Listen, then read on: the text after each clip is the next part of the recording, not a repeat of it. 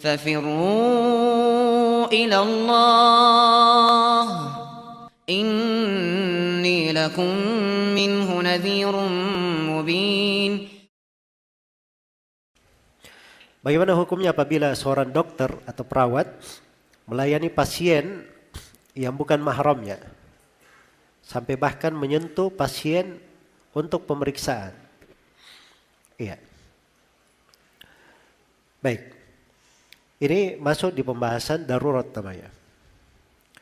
Ketentuannya, kalau tidak ada dokter yang lain, satu, ya dia sudah cari perempuan ini ya, mau berobat, dia cari dokter perempuan nggak ada, dapatnya hanya dokter laki-laki.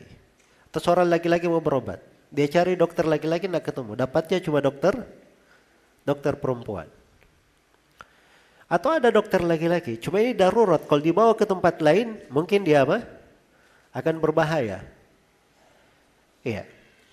Maka di sini dibolehkan diperiksa oleh lawan jenis.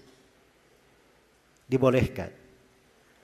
Karena memandang dan menyentuh itu sudut pengharamannya itu masuknya ke dalam haram. Pertama terkait dengan memandang ya. Memandang itu sudut pengharamannya itu haram. Kenapa diharamkan? Karena dia bisa mengantar kepada keharaman yang lainnya. Kenapa dilarang melihat kepada perempuan yang bukan mahram? Karena bisa menyebabkan dia berzina, kan begitu? Iya. Nah, karena itu melihat kepada perempuan yang diharamkan itu dibolehkan. Kapan? Kalau dia mau nadhar, mau menikah. Nah, ketika akan menikah dibolehkan karena ada hajat, ada keperluan.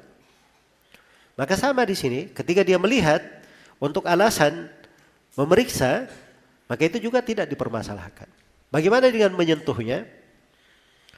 Nah, ini masuk di pembahasan darurat. Ya, kalau dia bisa tidak menyentuh, dia tidak menyentuh. Tapi kalau memang perlu menyentuh, ya, dan dia bisa menggunakan pelapis, sarung tangan, ya, maka dia gunakan sarung tangan.